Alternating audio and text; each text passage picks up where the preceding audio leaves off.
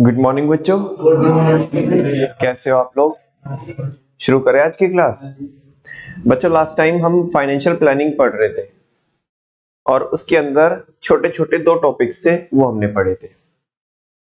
Financial planning एक ऐसी process होती है जहां पे हम अपनी फाइनेंशियल एक्टिविटीज को क्या करते हैं, जहां पे हम अपनी फाइनेंशियल एक्टिविटीज की क्या करते हैं, प्लानिंग करते हैं, ताकि हम क्या अचीव कर सके, अपने जो basic basic basic financial objectives है वो अचीव कर सके। और बेसिक फाइनेंशियल ऑब्जेक्टिव होते हैं वेल्थ मैक्सिमाइजेशन। लेकिन मेन पर्पस होता है फाइनेंशियल प्लानिंग का टाइम एस्टिमेट करना और अमाउंट एस्टिमेट करना, कि कितना पैसा लगेगा और कब लगेगा, ये चीज एस्टिमेट करना, ये फाइनेंशियल प्लानिंग। ठीक है ना। फिर वो हमने और भी बातें की थी, profit maximisation versus wealth maximisation, वो एक अलग मुद्दा था, उसको अलग ही रखते हैं। तो ये एस्टिमेट करना कि कितना पैसा चाहिए, कब चाहिए, फिर किस सोर्स से उठाएंगे और फिर उसे कहां पे यूटिलाइज करेंगे, ये फाइनेंशियल प्लानिंग को मैंने फाइनेंसिंग डिसीजन से कनेक्ट कर दिया। या फाइनली आप ये बोल सकते हो कि फाइनेंशियल प्लानिंग में हम क्या करते हैं, अपने फाइनेंशियल मैटर्स का ब्लूप्रिंट बनाते हैं। क्या बनाते हैं? ब्लूप्रिंट बनाते हैं, कि हमारे फ्यूचर में जो क्या चलने वाले ऑपरेशंस चलने वाले हैं, उनका ब्लूप्रिंट हम आज ही तैयार कर रहे हैं, वो करते हैं फाइनेंशियल प्लानिंग में। छोटी छोटी बातें हमने बहुत सारी पढ़ी थी। खैर, नेक्स्ट है बच्चों, इसी का ही सब टॉपिक है, ऑब्जेक्टिव्स ऑफ फाइनेंशियल प्लानिंग। और इसमें ऐसा कोई दिक्कत वाली बात नहीं है, जो अभी हमने ऊपर बोला वही इसके दो ऑब्जेक्टिव्स है। पहला क्या एस्टिमेट करना, हाँ, कि किस टाइम पैसा चाहिए, और दूसरा कितनी अमाउंट में चाहिए, क्वांटम, वो ये लिखा हुआ है, उसे पूरा एक्सप्लेन कर दिया। और फिर हमने देखा था फाइनेंशियल प्लानिंग शॉर्ट टर्म के लिए भी हो सकती है, मीडियम के लिए हो सकती है और लॉन्ग टर्म के लिए भी हो सकती है। बात करें अगर किसकी इंपॉर्टेंस ऑफ प्लानिंग की, तो 4 पॉइंट मैंने आपको जनरल बताए थे यहाँ पे, जो प्लानिंग से ही निकल करके आते हैं, और 2 पॉइंट थोड़ा किसके थे, लिंकिंग वाले थे। कौन से थे? लिंकिंग वाले। पहला पॉइंट क्या था, पहली इंपॉर्टेंस क्या आती है, फ्यूचर के लिए प्रिपेयर करने में हेल्प करती है। दूसरा, ये किसको अवॉइड करती है, शॉक्स एंड सरप्राइजेस को अवॉइड करती है। ये कोऑर्डिनेशन बनाती है किसके बीच में, अलग अलग फंक्शन, जैसे कि फाइनेंसिंग और इन्वेस्टमेंट, ये दो फंक्शन होगी, तो उनके बीच में क्या बनाती है, कोऑर्डिनेशन बनाती है। कोऑर्डिनेशन भी बनाती है और उन्हें लिंक भी करती है, लिंक वाला पॉइंट नीचे है। ठीक है ना। चौथा पॉइंट है, ये किससे बचा के रखती है अपने को, डुप्लीकेशन से। जब हम पहले से ही प्लान करके रखेंगे तो डुप्लीकेशन नहीं होगा। और ये प्रेजेंट को फ्यूचर से लिंक करती है, दो पॉइंट है लिंकिंग वाले। और इन्वेस्ट से फाइनेंसिंग को इन्वेस्टमेंट से लिंक करती है। ये चीजें थी जो हमने पढ़ी थी। आज बच्चों एक बहुत अच्छा सा टॉपिक पढ़ना है, capital structure. Capital structure, capital structure. कोई भी टेक्स्ट पढ़ाने से पहले या कोई भी बात समझाने से पहले पहले आप ये समझिएगा। मैं बच्चों आपको अकाउंटेंसी में तो लेके जा नहीं रहा हूं, और ना ही मैं स्केड्यूल, कोई भी स्केड्यूल की बात कर रहा हूं, ना ही मैं वर्टिकल की बात कर रहा हूं। जस्ट अपना कॉन्सेप्ट समझा रहा हूं आपको, और वो बहुत नॉर्मली समझा रहा हूं। ठीक है ना। मैं अकाउंट्स के फॉर्मेट वगैरह पे नहीं जा रहा, ताकि मेरी बात आपको समझ में आए कि मैं कहना क्या चाहता हूं, बस उतना ही मैं यहाँ पे आपको परफॉर्म करके दिखाऊंगा। ये है बच्चों हमारी बैलेंस शीट। क्या है ना। और ये बैलेंस शीट मैंने टी फॉर्म में बनाई है, जबकि सारे बच्चों को पता है कंपनी की बैलेंस शीट टी फॉर्म में नहीं बनती, वर्टिकल फॉर्म में बनती है। किस में बनती है, मैं समझाने के पॉइंट ऑफ व्यू से बता रहा हूँ, क्योंकि अगर मैं फिर उसमें घुस जाऊंगा तो पहले वो समझाना पड़ेगा, जो फिर कंफ्यूज हो जाओगे आप, देन उसके अंदर आएंगे। ठीक है। तो देखते हैं यहाँ पे, ये चीज यहाँ पे क्या है बच्चों, मुझे बताओ, जो इक्विटी शेयर कैपिटल होती है वो किधर आती है, equity share capital liability side में आएगी। ठीक है ना। तो वो इक्विटी शेयर कैपिटल, माने इक्विटी शेयर कैपिटल में लिखे हुए हैं 10 लाख, सॉरी 10 लाख रुपए, है ना। रिजर्व एंड सरप्लस भी है। क्या भी है, रिजर्व एंड सरप्लस भी है। और रिजर्व एंड सरप्लस है 5 लाख रुपए के। और इधर है आपका लॉन्ग टर्म डेट, ये है 20 लाख रुपए का। ठीक है। और ये है डिबेंचर्स, ये है 10 लाख रुपए के। बेटा इक्विटी तो पहले भी बताया था आपको, इक्विटी क्या होती है, क्या होती है इक्विटी? हाँ जी, इक्विटी क्या होती है? जो शेयर होल्डर के बीच में डिस्ट्रीब्यूट की जाएगी इक्विटी। हाँ, कंपनी का कौन सा हिस्सा? कैपिटल का small part. Equity is the combination of equity share capital and reserves and surplus. ये है इक्विटी। जब शुरुआत में, इस चैप्टर की शुरुआत में जहां पे ओनर्स फंड और बोरोड फंड था लिखा हुआ था, वहां पे बताया था, भूल जाते हो। अच्छा, ये क्या है बच्चों? ये क्या है? हाँ, ये डेट हो गया। क्या हो गया? डेट हो गया। तो ये सब लॉन्ग टर्म है। क्या है? डिबेंचर भी लॉन्ग टर्म है, और जो आपने लोन लिया है वो भी क्या है? लॉन्ग टर्म है। बाकी तो इधर क्या रहेगी? करंट लायबिलिटीज रहेगी। क्या रहेगी? वो तो डे टू डे वर्किंग के लिए। किसके लिए? डे टू डे वर्किंग के लिए। अब ध्यान से सुनना बच्चों, हमने बिजनेस में लॉन्ग टर्म के लिए कितना पैसा लगाया हुआ है? कितना? कितना लाख? 30 लाख लगाया हुआ है। इक्विटी लॉन्ग टर्म नहीं होती। कितना? Very good. कितने लाख रुपए लगाए हमने? 45 लाख रुपए। जस्ट ये मत देखिएगा कि लॉन्ग टर्म डेट 20 लाख और 10 लाख डिबेंचर है तो 30 लाख है। इक्विटी तो परमानेंट कैपिटल के तौर पे सर्व की जाती, मतलब यूज की जाती है। इक्विटी तो परमानेंट कैपिटल होती है, उसको तो वापस भी नहीं करना है। वो तो कभी वापस होगी? जब कंपनी डिसॉल्व होगी, वाइंड अप होगी। से यस और नो? तो हमने लॉन्ग टर्म में पैसा कितना लगाया है? 45 लाख। हाँ बोलो ना। ये हमारे लॉन्ग टर्म फंड्स हो गए। क्या हो गए? Long term funds. मैं लॉन्ग टर्म डेट नहीं बोल रहा हूं, लॉन्ग टर्म फंड्स बोल रहा हूं। Which is the wider term? Which is the wider term? Long term funds. Since long term funds includes equity as well as debt. Long term funds बोला मैंने, long term खाली date नहीं बोला है ना, या खाली मैंने क्या नहीं बोला? इक्विटी। नमन भैया इक्विटी के लिए लॉन्ग टर्म वर्ड यूज करेंगे? नहीं, वो तो होती ही क्या है? लॉन्ग टर्म होती है। वो तो होती ही क्या है? Long term. बेटा फाइनली ये बताओ, ये बैलेंस शीट में, ये बैलेंस शीट में लॉन्ग टर्म फंड्स कितने पड़े हुए हैं? हमने अपने धंधे में कितना पैसा लगाया है? 45 लाख। ये 45 लाख में से अपना कितना है? वेरी गुड, 15 लाख अपना पैसा है। और बाहर वालों का कितना है? क्या? 30 लाख। ये ही क्या होती है? कैपिटल स्ट्रक्चर होती है। क्या होती है? ये क्या होती है बच्चों? Capital structure. नमन भैया कुछ समझ सी में नहीं आई बात। नमन भैया बात कुछ समझ सी में नहीं आई। बेटा 90% तो बात तुम्हें आ गई समझ में, लेकिन तुम्हें इस चीज का एहसास नहीं हुआ कि 90% तुम्हें समझ में आई। अभी 10% रहती है। मैं वो बोलूंगा तो जैसे वो 10% में बोलूंगा, 10% तो समझेगा, वो 90% भी समझेगा। और देख लेना भी, ये क्या है जो टोटल है इक्विटी और ये डेट, ये क्या है? लॉन्ग टर्म फंड्स है। क्या है? ध्यान से सुनना, ये क्या है? इसमें से हमारा पैसा कितना है और बाहर वालों का कितना है?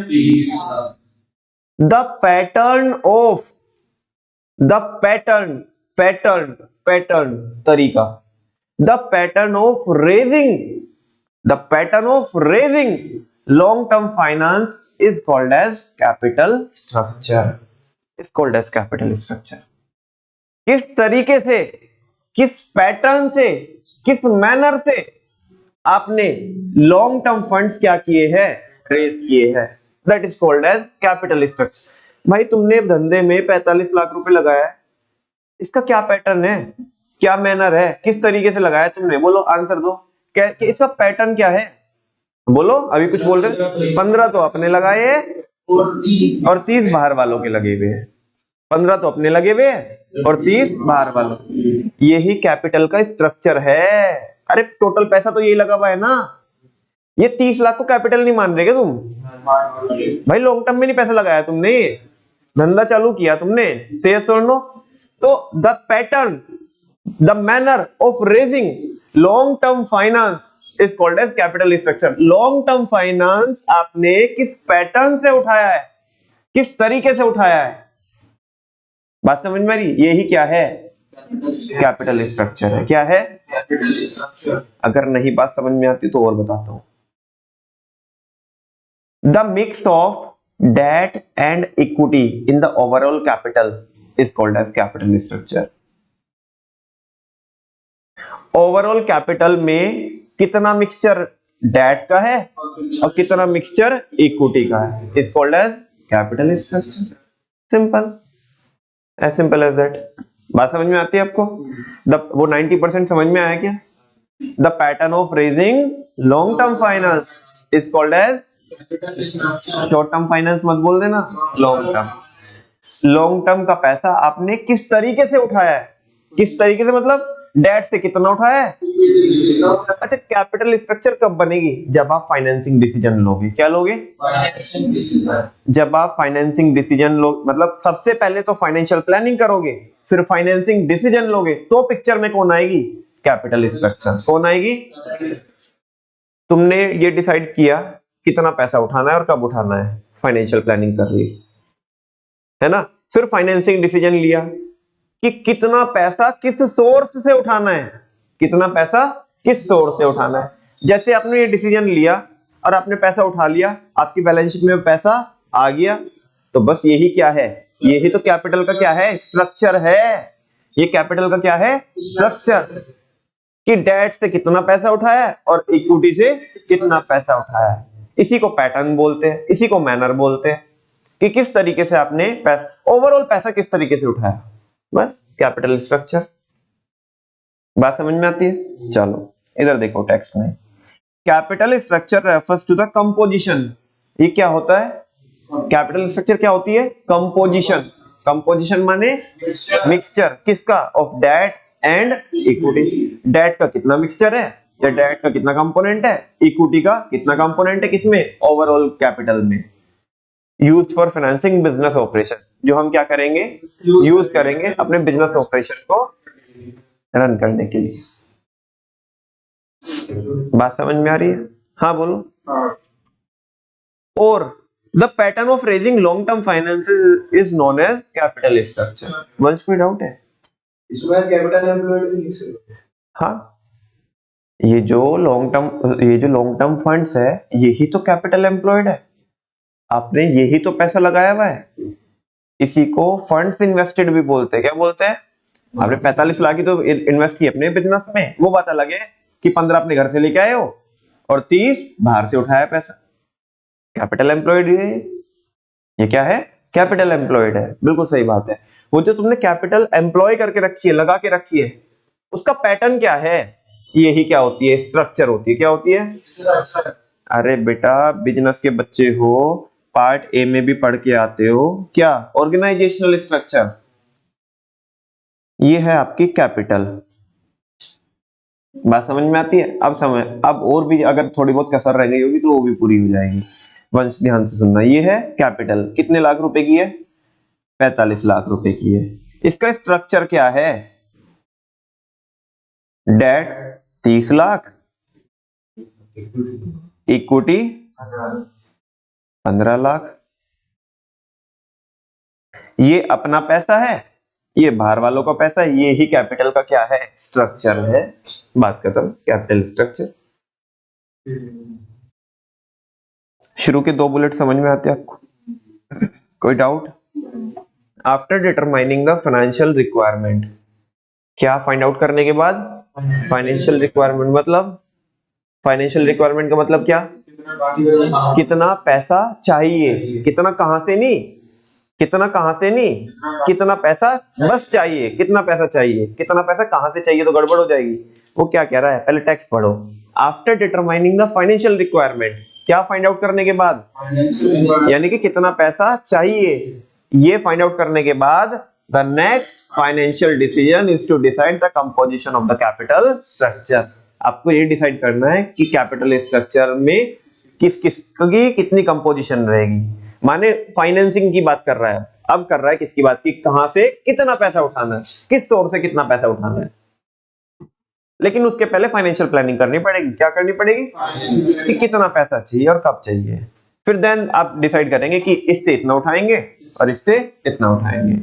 अच्छा, ये जो कंपोजिशन बनाएंगे आप, ये जो कैपिटल स्ट्रक्चर बनाएंगे आप, ये कैपिटल स्ट्रक्चर ऐसी बनाएंगे कि जिससे कॉस्ट ज्यादा से ज्यादा आए या कम से कम आए? कॉस्ट कम से कम आए, ऐसी तो स्ट्रक्चर बनाओगे ना। बिल्कुल सही बात है।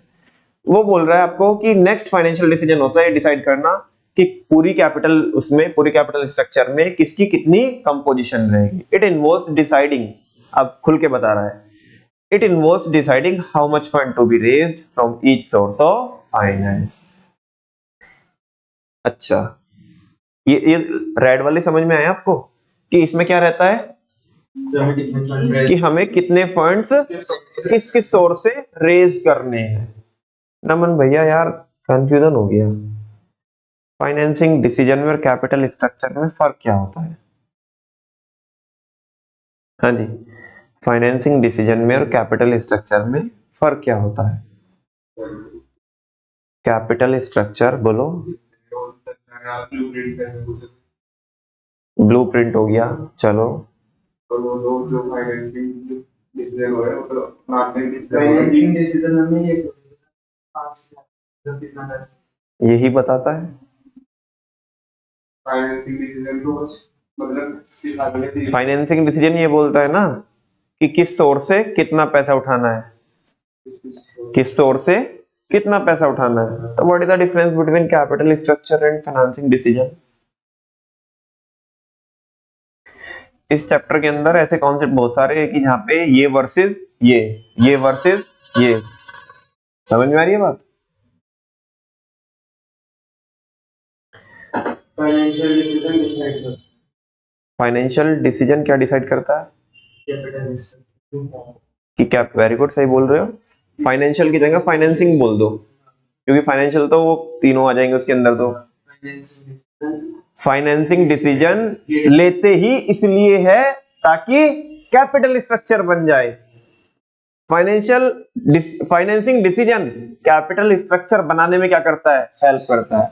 और we can say that capital structure is the outcome of financing decision. Financing decision लेंगे तो कैपिटल स्ट्रक्चर पिक्चर में आएगी ना, कि इतना पैसा डेट का, इतना पैसा इक्विटी का। बात समझ में आती है? चलो आगे। In short, capital structure decision involves deciding the kinds of securities to be issued. Capital structure जब आप डिसीजन लेते हो, कुल मिला के अब एक बात बताऊं आपको, देखो फाइनेंसिंग के अंदर, कैपिटल स्ट्रक्चर के अंदर मैंने आपको डिफरेंस बताया कि फाइनेंसिंग डिसीजन से क्या बन के आती है? कैपिटल स्ट्रक्चर बन के आती है। लेकिन दोनों में बात वही होती है कि कहां से पैसा उठाना है और कितना कितना पैसा उठाना है, किस सोर्स से कितना पैसा उठाना है।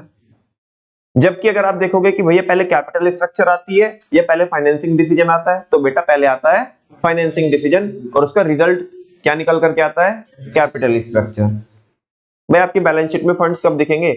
डिसीजन तो आप बैलेंस शीट के बाहर ले रहे हो, सुनो ना, डिसीजन तो बैलेंस शीट के बाहर ले रहे हो, लेकिन उसका जो आउटकम आ रहा है वो किस में दिख रहा है? बैलेंस शीट में दिख रहा है। बात समझ में आ रही है?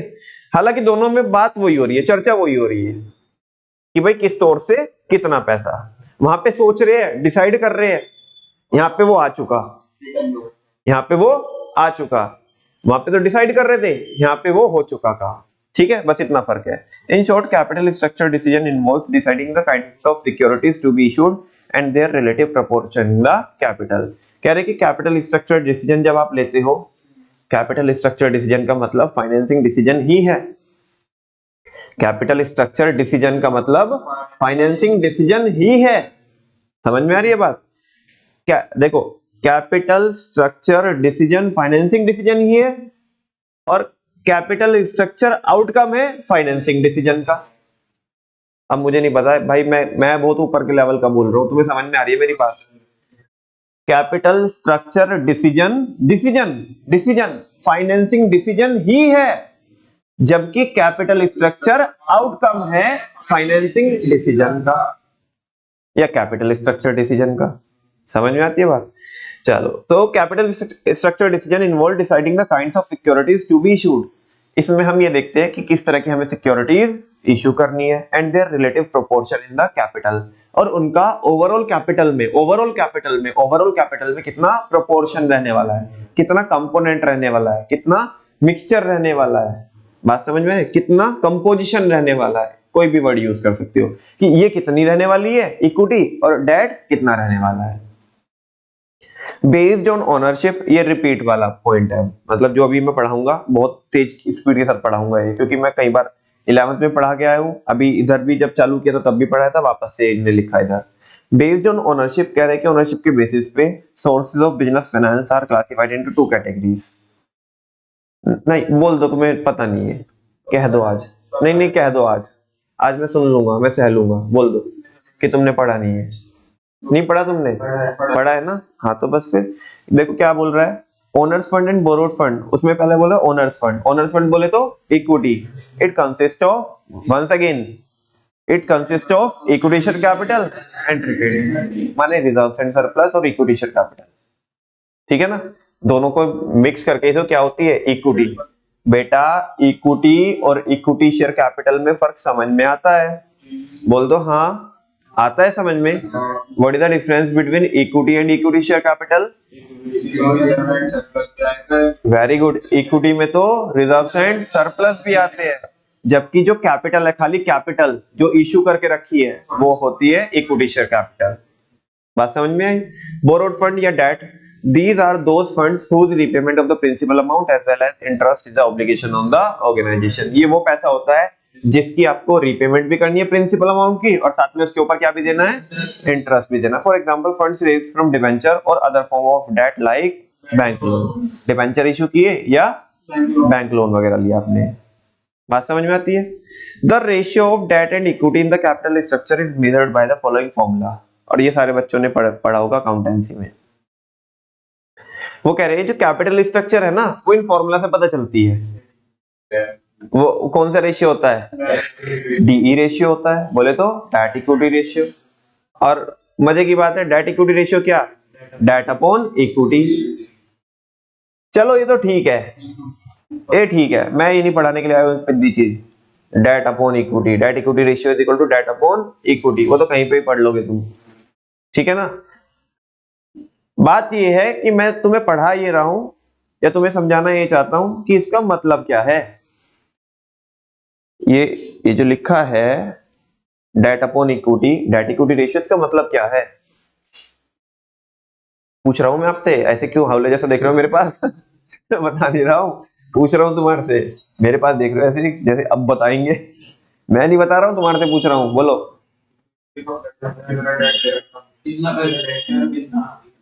कितना पैसा का है, कितना पैसा इक्विटी का है। वेरी गुड, बहुत अच्छा बता रहे हो। अच्छा, एक नहीं दूसरा अभी नहीं बताओ। पहले और थोड़ा सा, कुछ लोगों को अभी शायद क्लैरिटी नहीं मिली होगी, तो और मिल जाएगी क्लैरिटी। लेट सपोज ये है ऐसा, डेट इक्विटी रेशियो ऐसा है, ये इसको ऐसे भी लिख सकते हैं 2:3।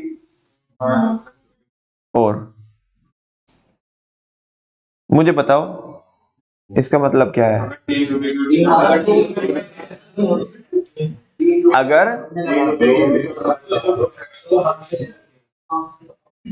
एक बोलो पहले, मैं सबसे पूछता हूँ। हाँ पहले चलो तुम बोलो। अगर टोटल 3 रुपए लगा रखे हैं तो उसमें से 2 डेट के हैं भाई साहब। 3 डेट के हैं और 2 इक्विटी के। तो जो तुम ये बोल रहे हो 3 किसके है? डेट के है। 3 इक्विटी के हैं, 3 इक्विटी के, 2 डेट के है, तो वो इनके जैसे तो हुआ वो भी। अच्छा इनसे अलग है? इनसे अलग है? इसने तो बात है 3 इनने बोला 3 लगा रखे हैं, उसमें से उसमें ये बोल रहा है कि इसमें 3 में 2 इक्विटी डेट के हैं, और ये बोल रहा है कि 3 इक्विटी के हैं और 2 डेट, दोनों अलग अलग है। आपका क्या कहना है जी, आप किसके साथ जाओगे? आप तो भैया कन्हैया के साथ तो हर कोई जाना चाहता है। हाँ जी, कृष्ण कन्हैया। हाँ जी, हमारे जितने भी मल्टीपल नाम है ना, सब बच्चे हमारे यहाँ पे कृष्ण कन्हैया, एक केशव भी था, अपना ही है बच्चा भी, मतलब ऐसे। हाँ, वैभव भी नाम होता है सिनोनिम। अच्छा, वो वैभव कृष्णा, वो तो साथ में वैभव कृष्णा, वैभव भी है साथ में कृष्णा भी है। एक बच्चा और आता है हमारे यहाँ पे 11th क्लास में, कन्हैया, केशव का ही भाई है कन्हैया। हाँ, वो उससे सही है।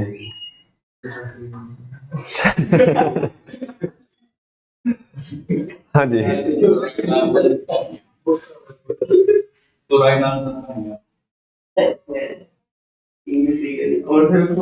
हाँ जी, बिल्कुल। भाई साहब, ईशान, वैसे तुम्हारे नाम का मीनिंग क्या होता है? ईशान।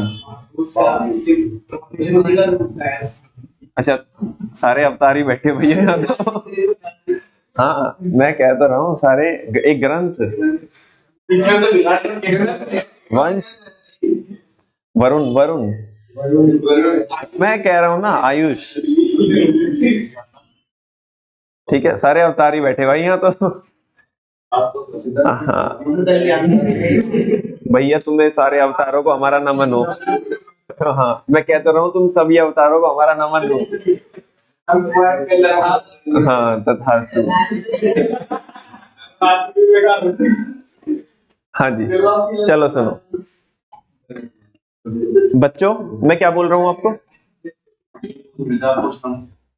क्या? हाँ, तो चलो आयुष कुमार आप बताओ। जो कन्हैया ने बताया, ओ माय गॉड। हाँ, वो नहीं, वो मत पूछो कन्हैया ने क्या बताया। कन्हैया गलत कोई ना बोलेगा भाई, सही बात है। क्यों कृष्णा जी? हाँ, अच्छा, आप किसके साथ जाना चाहोगे? जी हम तो, हाँ जी, हम तो अपने दूसरे रूप के साथ है। हाँ जी। अच्छा, तो ये भाई साहब ने ऐसा क्या मिस्टेक कर दी जो आप, अच्छा अब तुम्हारा क्या मत है फिर? तुम्हारा क्या मत है अब?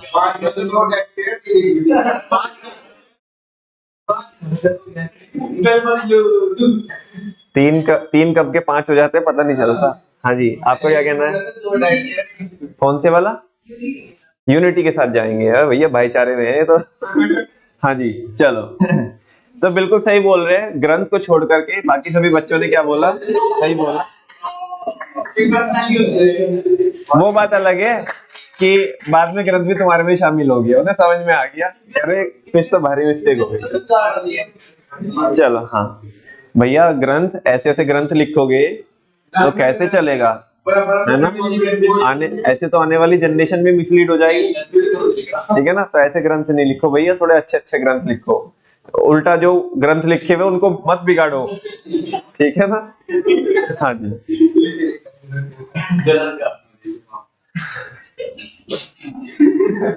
अगर 3 रुपए इक्विटी से उठाए हुए हैं तो 2 रुपए, माने ये बता रहा है कि 3 रुपए अपने लगा रखे और 2 रुपए बाहर वालों के हैं।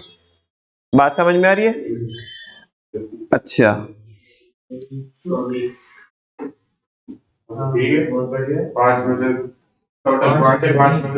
इसका मतलब क्या है? हाँ, अच्छा, बिल्कुल सही बोल रहे हो आप। वो कह रहे हैं कि पहले मैं थोड़ा बोल दूं, फिर मैं आपने क्या बोला वो बताता हूँ, फिर कुछ और आगे की बात बताऊं। डेट इक्विटी रेशियो 2 तरीके से निकाला जा सकता है, debt upon equity and debt upon debt plus equity. Naman भैया, क्या दोनों सेम है क्या?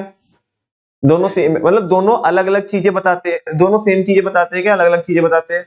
अलग अलग चीजें, मतलब चीज तो एक ही बता रहे हैं लेकिन अलग अलग ढंग से बता रहे हैं। अच्छा, समझ में आती है। फिर जो मैंने एग्जाम्पल लिखे है दोनों, जो मैंने एग्जाम्पल लिखे, ये दोनों एक ही बात है या अलग अलग बात है? बोल दो। ये जो मैंने एग्जाम्पल लिखे हैं, ये दोनों एक ही बात है या अलग अलग बात है? अलग अलग बात है। हाँ जी, अलग अलग बात है,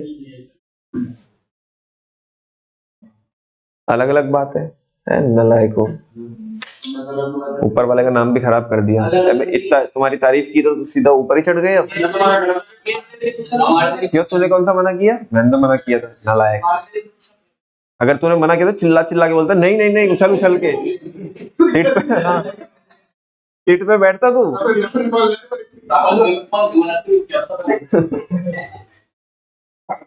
नालायको, दोनों एक ही बात है। ऊपर तो बोल रहे हो कि 3 रुपए किसके है? 3 रुपए इक्विटी के और 2 रुपए डेट के है, और ओवरऑल कितने हैं? 5 है।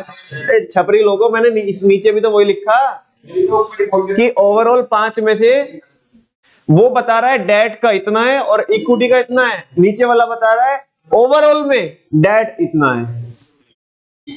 हाँ बोलो ना, क्या कमाल करते हो यार। बात समझ में आती है?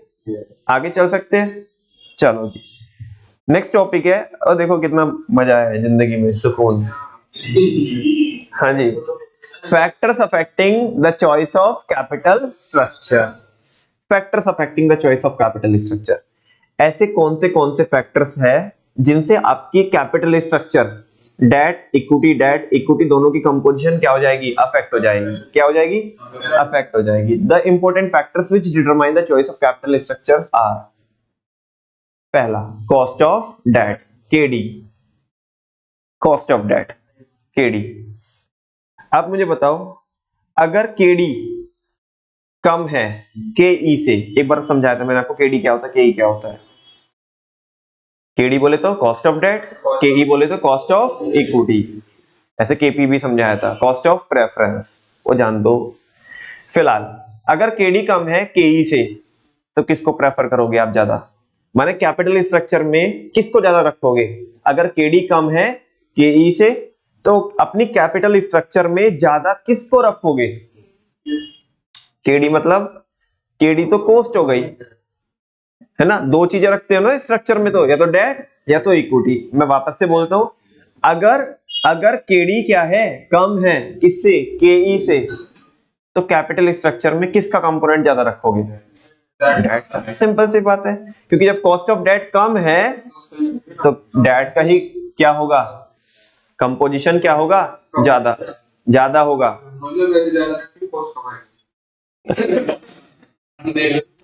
देख लो भाई, नहीं नहीं, अब पूरा पढ़ के अब ये हमें बता रहा है बिल्ली बीस की।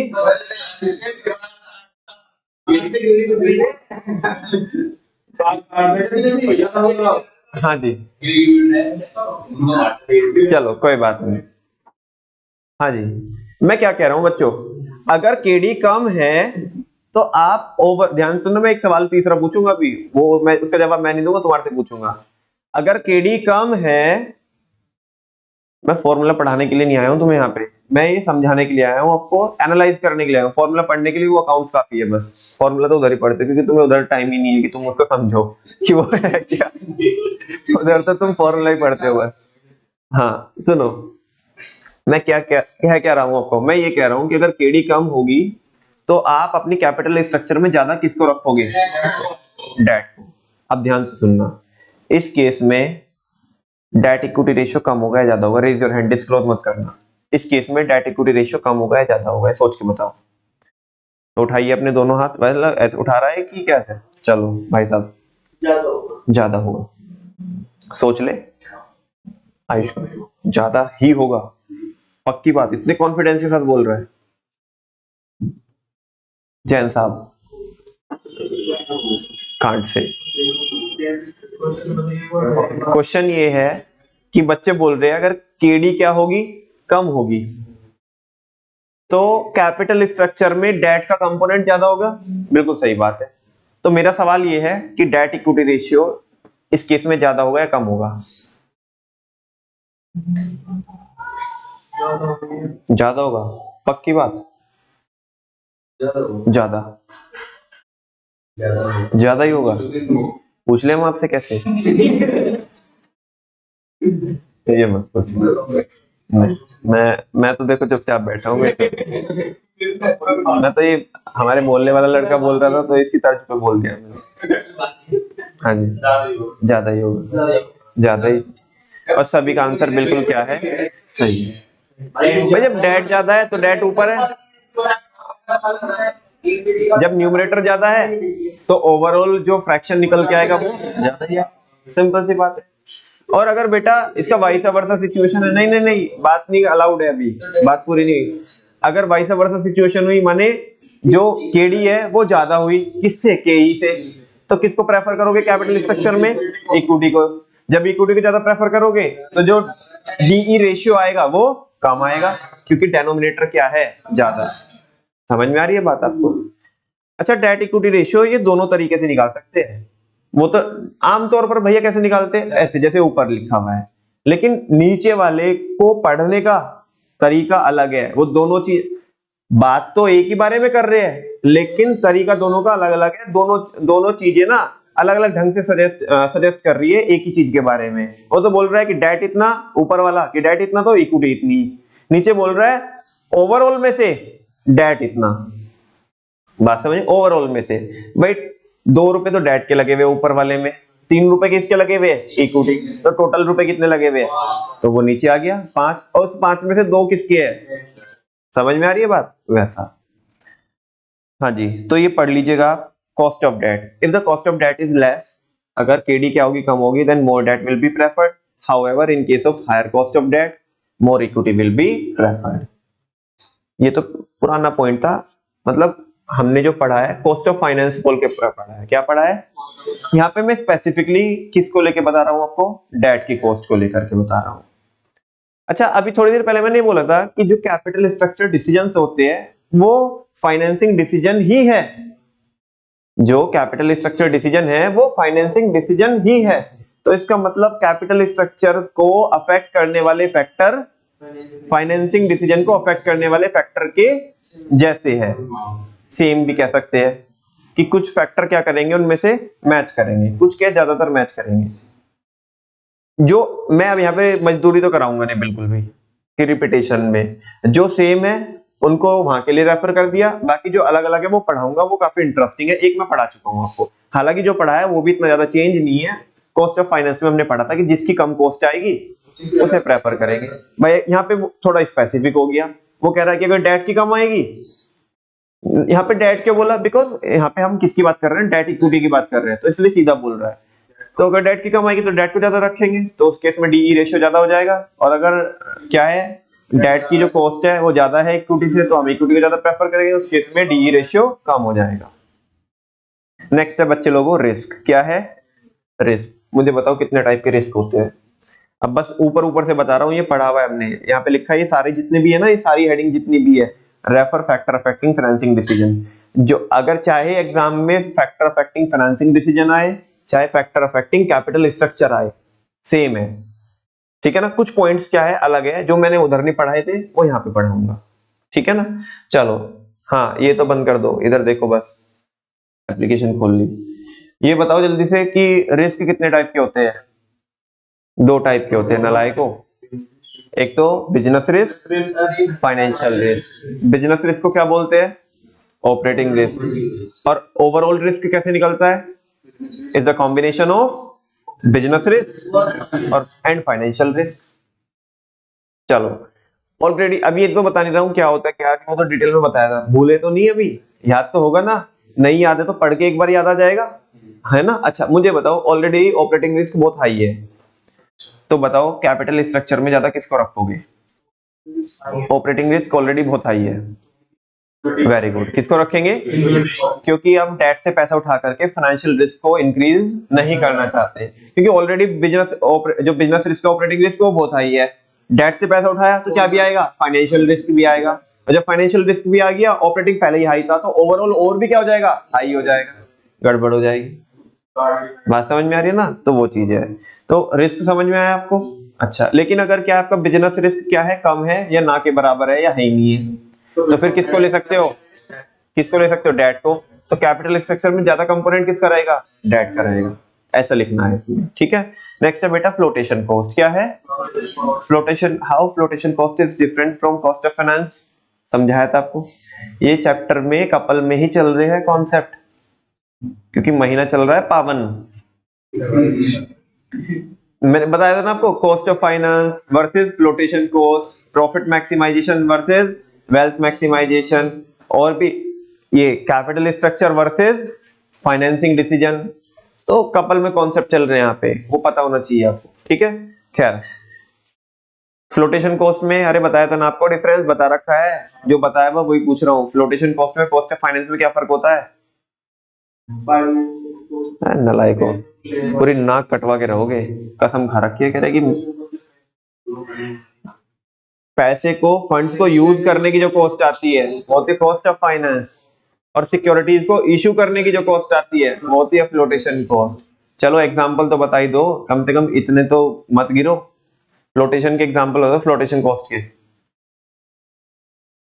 नलायको, तुम्हें जरूरत है कहीं जाके मत्था टेको, ऊपर वाले से अर्जी लगाओ, अपने कहीं पर्चे बनवाओ। नलायको,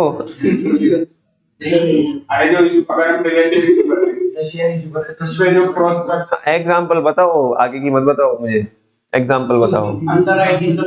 हाँ वो तो देख के बताया तो, अंडर राइटिंग का इतना भारी भरकम नाम ऐसे कोई बता सकता है? तो brokerage, stamp duty, listing charges, prospectus के खर्चे हो गए, उसने बहुत भारी भरकम शब्द बोला, under writing commission, etcetera etcetera. समझ में आती है बात?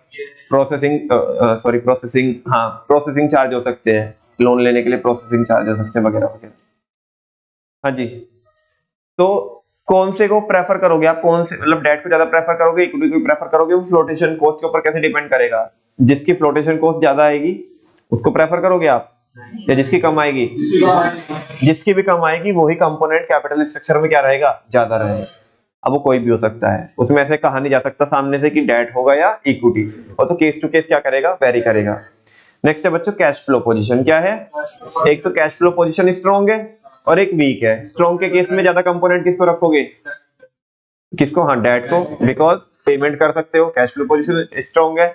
और अगर नहीं है तो इक्विटी को। नेक्स्ट है कंट्रोल कंसिडरेशन। कंट्रोल एक तो अपना ही रखना चाहते हो या डाइल्यूट करना चाहते हो? अपना ही रखना चाहते हो तो अपना ही रखना चाहते हो तो अपना ही रखना चाहते हो तो इक्विटी। अच्छा, कंफ्यूज हो गया, देखो कितनी जल्दी कंफ्यूज हुई।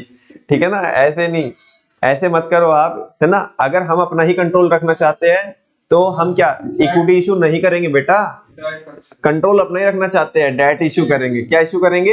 डेट। अच्छा, अपना कंट्रोल नहीं रखना चाहते हम, जब नहीं रखना चाहते तो इक्विटी का कंपोनेंट ज्यादा रहेगा। बिल्कुल सही बात है। नेक्स्ट है स्टेट ऑफ कैपिटल मार्केट। क्या है स्टेट ऑफ कैपिटल मार्केट? माने कैपिटल मार्केट में क्या स्थिति चल रही है? मार्केट बूम पे चल रही है या हाँ अच्छा, अरे दोनों एक ही तो बात है। या तो बुल रन में चल रही है या बेयर रन में चल रही है, दो चीजें होती है ना, बुलिश और बेयरिश।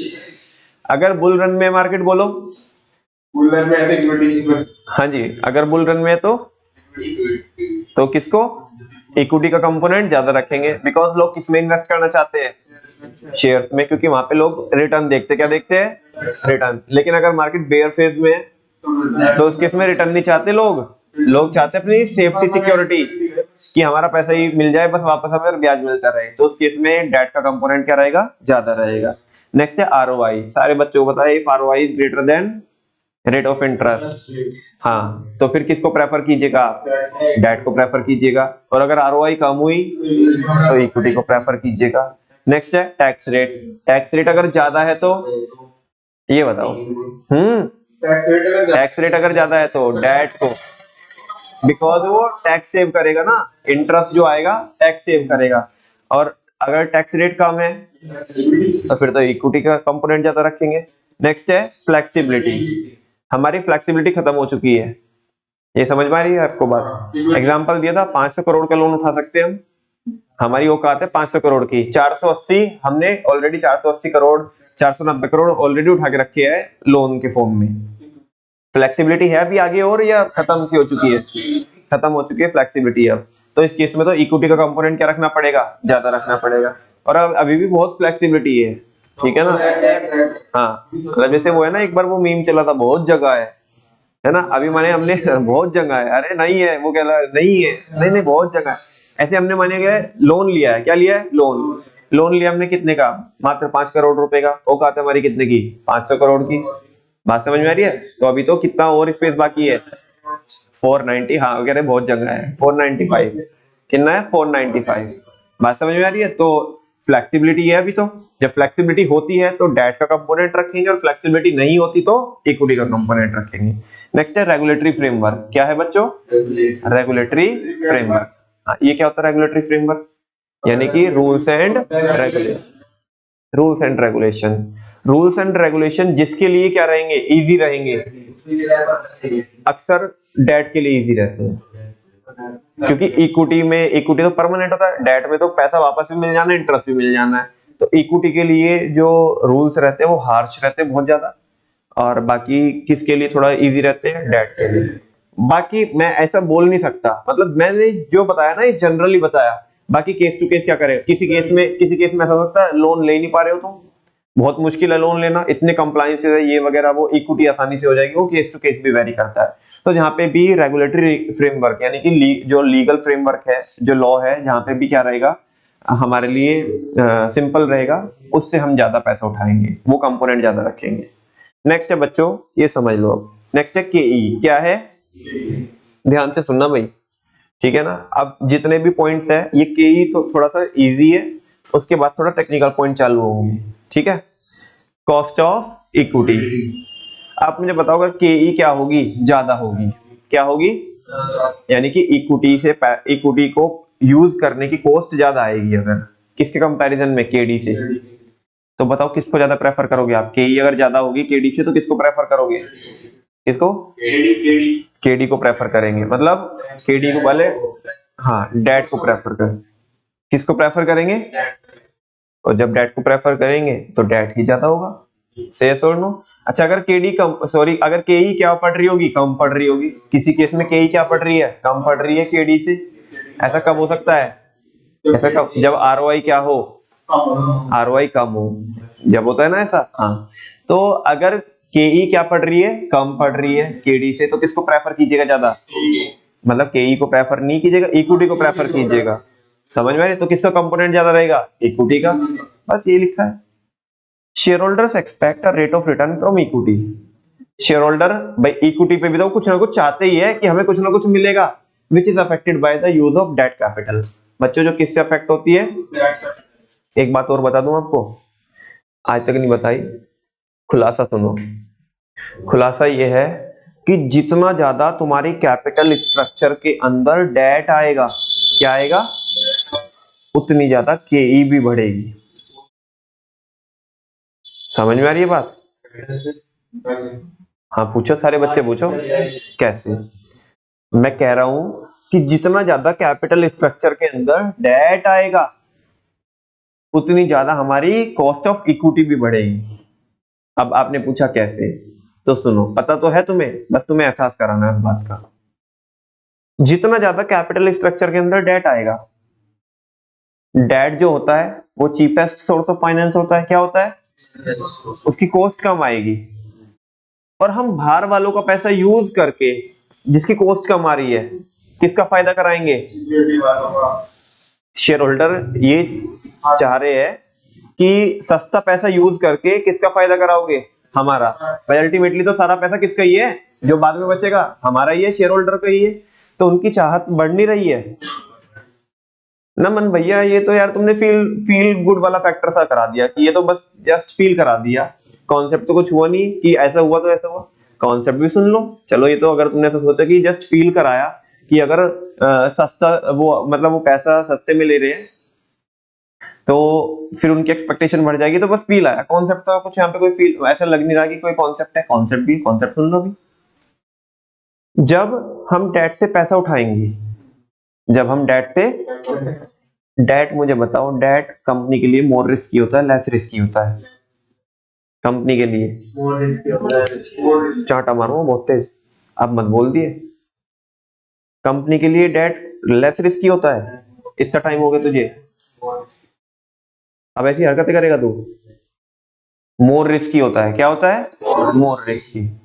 जब कंपनी के लिए मोर रिस्की है, वो कंपनी के लिए जो रिस्क क्रिएट हो रहा है वो उसका इंपैक्ट किसके ऊपर पड़ना है? शेयर होल्डर के ऊपर। भाई अगर कंपनी को रिस्क लगेगा तो खतरा किसको है? शेयर होल्डर को, क्योंकि सबसे बाद में तो उन्हें तो मिलता है। अब जब कंपनी में ज्यादा रिस्क आ रहा है तो इसका मतलब उन्हें भी क्या आ रहा है? ज्यादा रिस्क आ रहा है। और धंधे की एक सबसे patented line, more is the risk greater is the reward या रिटर्न। अच्छा, उनके लिए रिटर्न क्या है? शेयर होल्डर के लिए रिटर्न क्या है? जो कंपनी की कॉस्ट है, जो कंपनी की कॉस्ट है उन्हीं के लिए वो क्या है? रिटर्न। कंपनी की तो कॉस्ट ऑफ इक्विटी है, उनको तो कॉस्ट आ रही है और उनको क्या आ रही है? रिटर्न आ रही है। उनको क्या आ रही है? और जब जब वो रिस्क ज्यादा लेके बैठे हैं, मतलब ज्यादा डेट आएगा तो ज्यादा रिस्क आ रहा है किसको? कंपनी को भी और शेयर होल्डर को भी ज्यादा रिस्क आ रहा है। जब ज्यादा रिस्क आ रहा है तो वो ये चाहेंगे कि हमें क्या मिलना चाहिए? जब हम ज्यादा रिस्क लेके बैठे हैं या ले रहे हैं तो हमें रिटर्न भी क्या मिलनी चाहिए? ज्यादा। तो उनकी एक्सपेक्टेशन, अब फील गुड वाला फैक्टर नहीं कराया मैंने आपको, अब कॉन्सेप्ट समझाया, ठीक है ना? तो उनकी एक्सपेक्टेशन बढ़ेगी कि हमें ज्यादा पैसा कमा के दो। दैट्स वाई, क्योंकि जब उनके लिए रिटर्न है तो कंपनी की क्या है? कॉस्ट है। जब वो अपनी चाहते बढ़ाएंगे कि हमें ज्यादा पैसे कमा के दो तो कंपनी की वही तो कॉस्ट आएगी। भाई शेयर होल्डर की चाहत कंपनी की क्या है? कॉस्ट है। शेयर होल्डर की चाहत कंपनी की कॉस्ट है। तो जब उनकी चाहत बढ़ेगी तो इनकी क्या बढ़ेगी? कॉस्ट बढ़ेगी। तो दैट्स वाई बच्चों मैंने इसलिए बोला कि अगर कैपिटल स्ट्रक्चर के अंदर डेट ज्यादा आता है, डेट ज्यादा आता है तो कंपनी की क्या होती है? केई भी बढ़ती है, कॉस्ट ऑफ इक्विटी भी बढ़ती है। ये एक मैंने अलग से आपको चीज बताई, ठीक है ना? मुझे नहीं पता है, जो बच्चे नोट नहीं कर रहे ना उन्हें यहां से निकलने के बाद कुछ भी याद नहीं रहने वाला है कि हमने क्या डिस्कशन किया है। जो नोटिंग कर रहे हैं वो चीजें जब भी आप पढ़ोगे तो आपको सारी चीजें समझ में आएंगी, अदरवाइज ये जस्ट तुम्हारे लिए एक टेक्स्ट से ज्यादा कुछ नहीं है, ठीक है? खैर, मर्जी आपकी है। Share holders expect a rate of return from equity. कह रहे कि शेयर होल्डर की कुछ चाहत होती है, कुछ चाहत होती है। किससे? किससे होती है चाहत? शेयर होल्डर ने दिल किससे लगाया है? किससे? कंपनी से। तो उनकी कंपनी से कुछ क्या क्या होती है? चाहत होती है।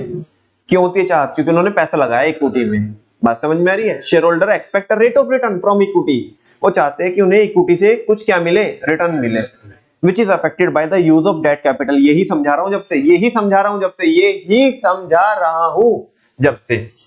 Which is affected by the use of debt capital. इसने तो ये लिखा खाली कि जो केई होती है ना, इसने ये लिखा कि केई डेट से अफेक्ट होती है। मैंने आपको पूरा एक्सप्लेन करके बताया कि केई डेट से अफेक्ट कैसे होती है, कि अगर डेट ज्यादा आएगा तो केई भी बढ़ेगी, केई भी बढ़ेगी। बिकॉज सस्ता पैसा यूज करके फायदा अल्टीमेटली किसका करा रहे हो? इक्विटी शेयर होल्डर्स का, ठीक है? वो कह रहे हैं the use of more debt in the capital structure raises the financial risk. अब बता रहा है, अब बता रहा है जो मैंने बोला क्या, कि अगर हम ज्यादा यूज करते हैं किसका? डेट का। किसमें? कैपिटल स्ट्रक्चर में। Raises the financial risk. इससे क्या बढ़ेगा? फाइनेंशियल रिस्क बढ़ेगा। क्या बढ़ेगा? चलो एक्सप्लेन कर दो कैसे, कौन करेगा? ग्रंथ कर। फाइनेंशियल रिस्क अपना में ज्यादा बढ़ेगा। डेट आएगा कैसे बढ़ेगा? डेट ले रखा हो तो देना ही देना है। हाँ हाँ तो जरूरी बिल्कुल। तो फाइनेंशियल रिस्क बढ़ेगा। क्या बढ़ेगा? और ये किसने फेस करना है? कंपनी फेस करेगी। और कंपनी कंपनी किसको पास ऑन करेगी? Share holder. तो कंपनी किसकी है? शेयर होल्डर की। अल्टीमेटली तो फर्क उनके ऊपर ही तो पड़ेगा। एक बात तो बताओ यार, मतलब आज मेरे ऊपर कर्ज है, आज मान लिया 5 रुपए का कर्ज है। कितने का है? 5 रुपए का। बात समझ में आ रही है? तो मेरे को सबसे बाद में जब पैसा मिलेगा तो मुझे इस चीज की तसल्ली है, चल ठीक है 5 रुपए तो देने, 5 रुपए दे करके बाकी जो बचेगा वो मेरा बचेगा। माने अगर ये 5 के बजाय 5 से हो जाए तो मेरी टेंशन बढ़ेगी कि नहीं बढ़ेगी? यार ये तो पहले तो कितने देने पड़ेंगे? 500 देने पड़ेंगे, जब जाके मेरे पास कुछ बचेगा। ऐसा भी हो सकता है शायद बचे ना। तो मेरा ही तो रिस्क बढ़ा ना शेयर होल्डर का अल्टीमेटली। तो वही तो कह रहा है कि जो अल्टीमेटली किसने बियर करना पड़ेगा, किसने फेस करना पड़ेगा जो रिस्क को? शेयर होल्डर ने।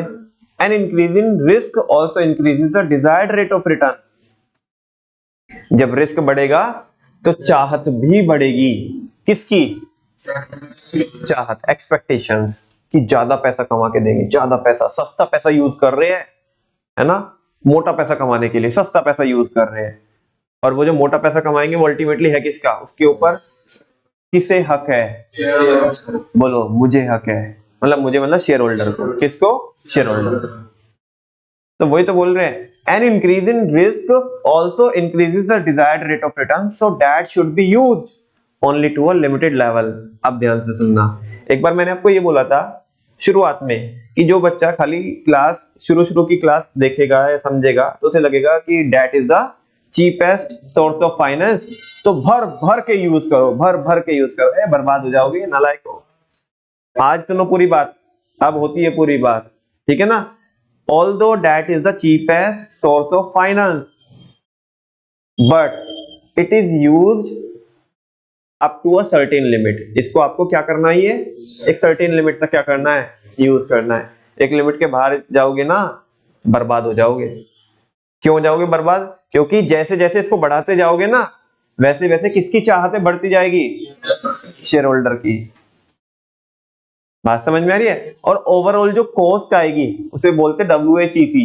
WACC होती है weighted average cost of capital. क्या होती है? Weighted average cost of capital. मतलब जो तुमने जो पूरी कैपिटल स्ट्रक्चर में जो तुम्हारे टोटल फंड्स है, वेदर वो डेट से हो इक्विटी से हो, डेट की प्लस इक्विटी की कॉस्ट कितनी आ रही है वेटेड एवरेज करके, उसे बोलते हैं ओवरऑल कॉस्ट ऑफ कैपिटल। क्या बोलते हैं? ओवरऑल कॉस्ट ऑफ कैपिटल या weighted average cost of capital. तो जब आप डेट लेके आओगे ना तो WACC बेटा बढ़ेगी। क्या होगी? WACC बढ़ेगी, बिकॉज उसमें आप जो डेट लेके आ रहे हो वो किसको इंक्रीज कर रही है? KE को इंक्रीज कर रही है। किसको इंक्रीज कर रही है? KE को। बात समझ में आती है? तो वैसे तो वो कह रहे हैं, वो आपको हिदायत दे रहे हैं कि भले ही डेट क्या हो, सबसे सस्ता सोर्स ऑफ फाइनेंस हो, लेकिन फिर भी उसे एक लिमिटेड लेवल तक ही यूज करना। Any use beyond that level also raises the cost of equity। इससे cost of equity बढ़ेगी और अल्टीमेटली क्या बढ़ेगी? WACC, weighted average cost of capital, मतलब ओवरऑल कॉस्ट बढ़ेगी। जब KE बढ़ रही है तो ओवरऑल भी बढ़ेगी। समझ में आ रही है बात? तो वैसा नेक्स्ट, और आज की क्लास का लास्ट टॉपिक या लास्ट हेडिंग होगी, बिकॉज उसके आगे इसमें भी काफी टाइम लगेगा मेरे को इंटरेस्ट कवरेज रेशियो को समझाने में। शायद आज पूरा भी ना हो, लेकिन अभी क्योंकि टाइम है समझाऊंगा। DSCR तो बिल्कुल भी नहीं होगा, बहुत डिटेलिंग में, मेरे ख्याल से शायद कल की क्लास ना चले जाए इसमें DSCR में, ठीक है ना। अब रटवाने को तो मैं 1 मिनट में रटवा दूंगा तुम्हें, मतलब क्या है 4 बुलेट ही तो पढ़ाने हैं, लेकिन उसका मतलब समझिएगा। ICR तो तुमने वहां पे भी निकाला होगा, interest coverage ratio. Interest coverage ratio, interest coverage ratio. चलो थोड़ा मैं भी देखता हूँ, आपको टेस्ट करता हूँ, है ना। बाकी जैसे दुनिया करती है एक बार मैं भी वैसा ट्राई करके देखता हूँ। बेटा ICR का फॉर्मूला होता है EBIT अपॉन इंटरेस्ट। क्या होता है? आगे समझ में बात खत्म होगी।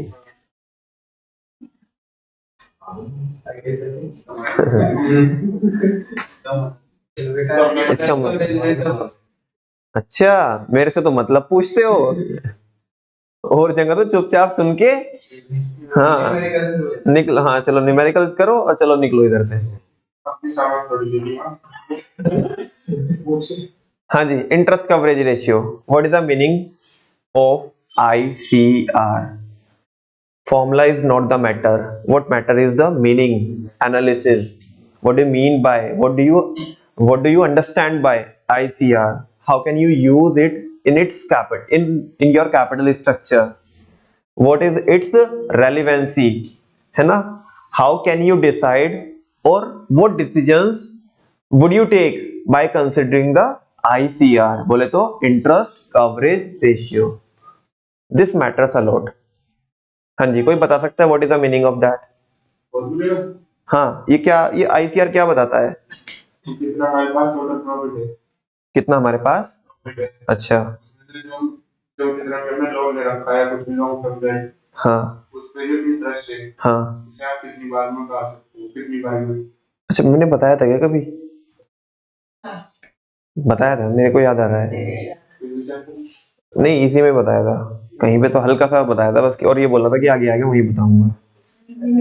कहीं और बताया था शायद, मे बी। बिल्कुल सही बोल रहा है। इंटरेस्ट कवरेज रेशियो का मतलब होता है, ध्यान से सुनना, कि हमारा प्रॉफिट कितना है, हमारा प्रॉफिट कितना गुना है, कितने टाइम्स है ऐसे ऐसे इंटरेस्ट तो कितनी बार उतार दूं, ऐसे ऐसे इंटरेस्ट तो कितनी बार उतार दूं। ध्यान से सुनना,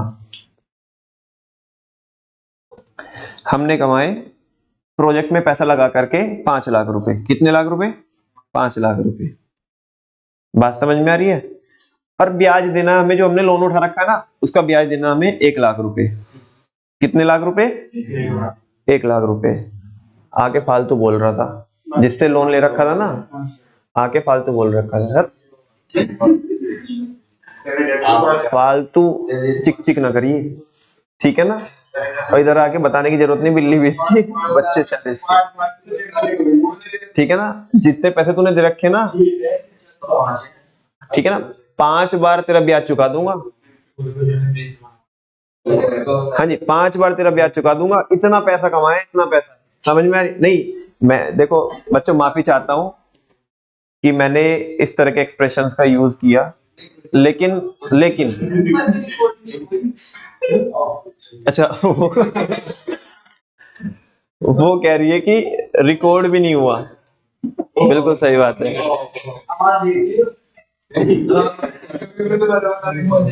हाँ जी, तो नहीं, मैं इसलिए बोल रहा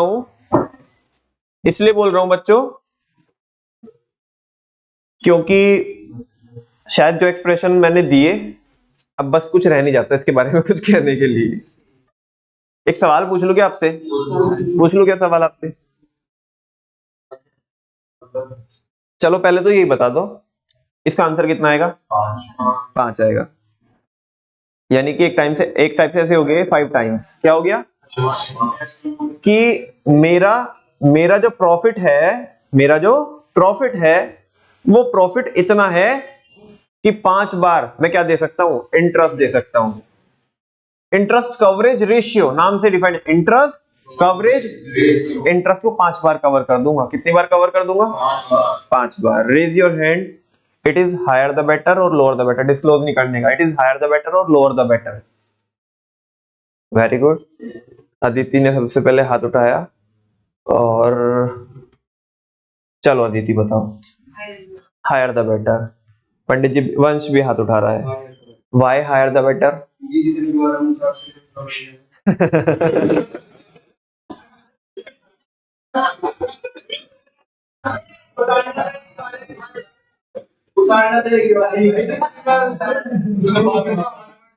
बताओ यार कन्हैया, तुम भी ऐसी बात करते हो? हाँ जी। वो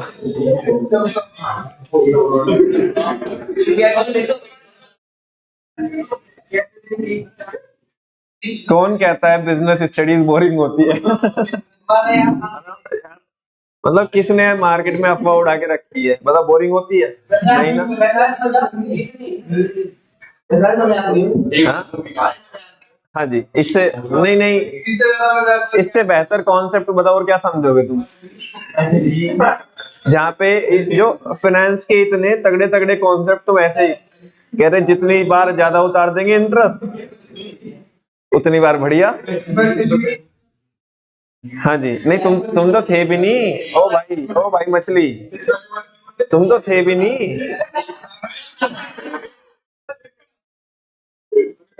देखो, जो क्लास में था भी नहीं, उसे भी मछली नजर आ रही है।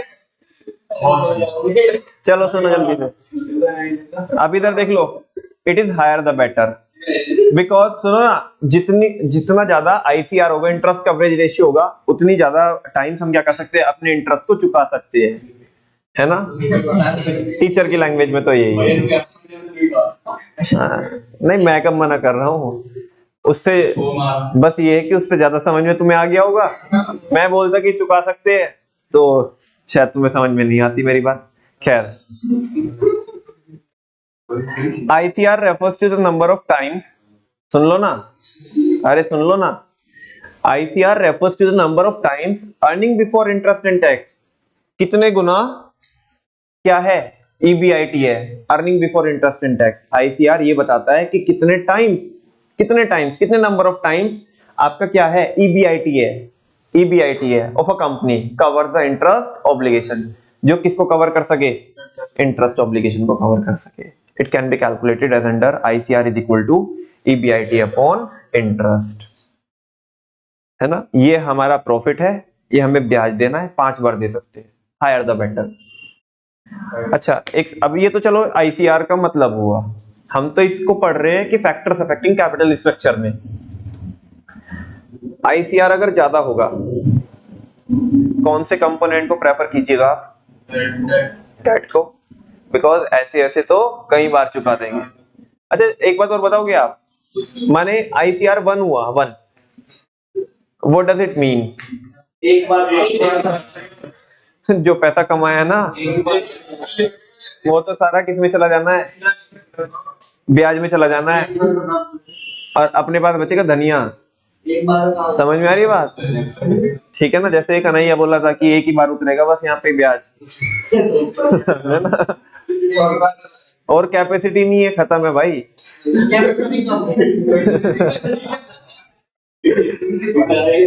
अच्छा मुझे बताओ, ये सोचने वाली स्थिति है या मतलब सही ठीक है?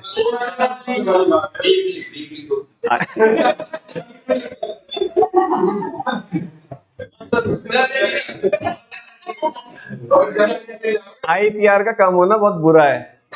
अच्छा चलो, सुनो, नहीं नहीं, बात ये है, माने नहीं नहीं, माने आपने ना, बच्चे लोगों, माने आपने 40,000 प्रोजेक्ट में लगाकर भी कमाए और ब्याज देना 1 लाख रुपए का।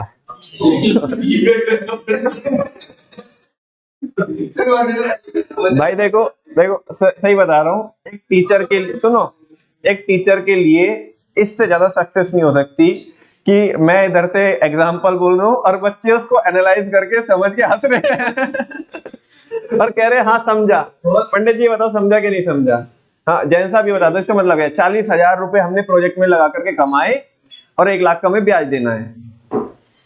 हाँ जी, मैं तो नहीं समझा। फिर तो फेक हंसी दिखा रहा अपने चेहरे पे। अगर ये ना समझे तो क्या समझा? देखो मित्तल भी समझ गया भाई। हाँ, बहुत आसान है यार, 40,000 रुपए हमने प्रोजेक्ट में लगा करके कमाए और ब्याज देना है कितने का? इंटरेस्ट है हमारा, मैं लिख के बताता हूँ, शायद ज्यादा बात समझ में आएगी आपको। 40,000 का हमारा प्रॉफिट है और 1 लाख का हमें क्या देना है? ब्याज देना है। ये कितना आया? ICR कितना आया? Very good, 0.4। कितना आएगा? 0.4। इसका मतलब क्या है? हाँ, ICR कम आया। ये बेटर है या बढ़िया, मतलब वर्स्ट है? वर्स्ट है। क्यों है वर्स्ट? एक से भी कम आया। किससे भी कम आया? एक भी आता तो कम से कम कहना कन्हैया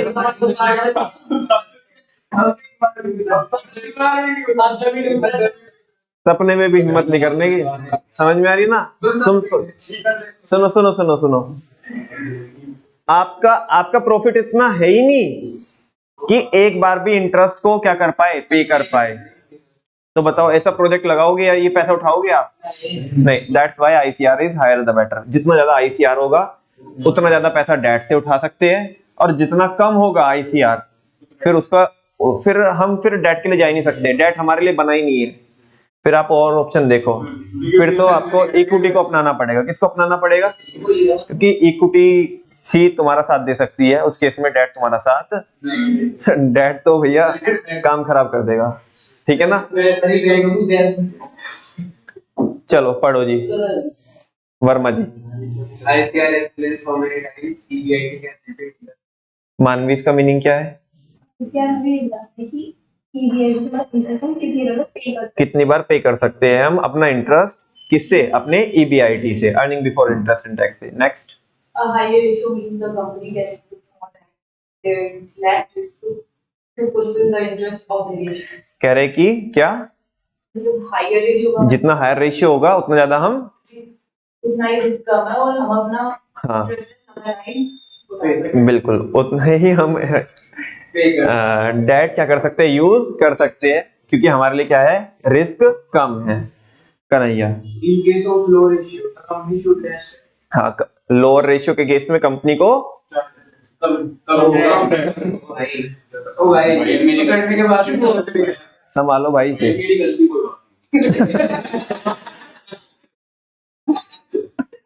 मतलब जवाब वो गलत दे रहा है, गलती तेरी कैसे है?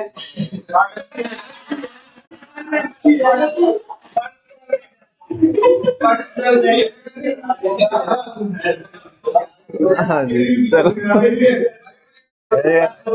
सुनो। चलो भैया तुम आपस में डिसाइड कर लेना घर जाकर। चलो चलो भैया, गलती वाले भाई साहब आप ही बता दो, आप सही कर दो। मेरी गलती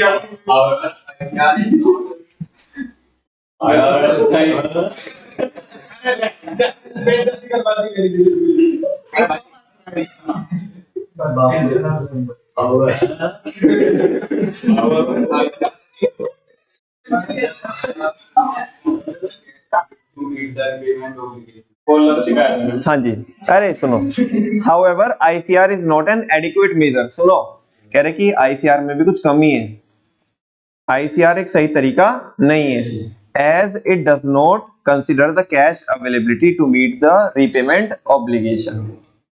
ये तुम्हें समझ में नहीं आया क्या होगा, क्या है? दरअसल बात ऐसी है कि जो जिंदगी में कमी थी ICR की, वो DSCR ने पूरी की। किसने पूरी की? DSCR ने।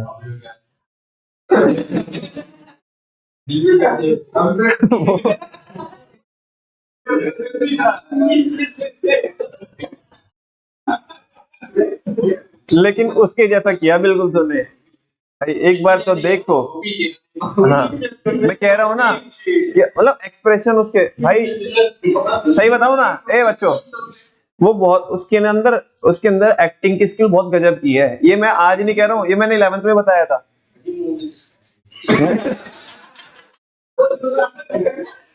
बात ऐसी नहीं है, नहीं नहीं, वो जो फेशियल एक्सप्रेशन देता है ना, और जिस फील के साथ वो जो डायलॉग बोलता है, वो अलग ही रहता है। तुम उसमें देखना, वो जो हमने वो वीगन बॉयज के लिए वो जो रील शूट की थी, उसमें मतलब इसने क्या कमाल की एक्टिंग की थी। मेरे ख्याल उसमें 50 और 60 हजार के ऊपर उसमें व्यूज है, 60-65 हजार, सॉरी 60-65 हजार के आसपास। तो उसमें एक्सप्रेशन, तो एक्टर छिपा हुआ है इसके अंदर, भाई सोचना कभी इस बारे में, ठीक है? हाँ जी, सुनो, हाँ ये वाली सुनो बच्चों, ये जो लास्ट के 2 बुलेट है, इन्हें होल्ड पे रखना। ये कल पढ़ाऊंगा, और किसके साथ पढ़ाऊंगा? DSCR के साथ पढ़ाऊंगा, क्योंकि ये जो किससे रिलेट करते हैं ना, DSCR, ये जो बुलेट है ये DSCR की शुरुआत करके देते हैं।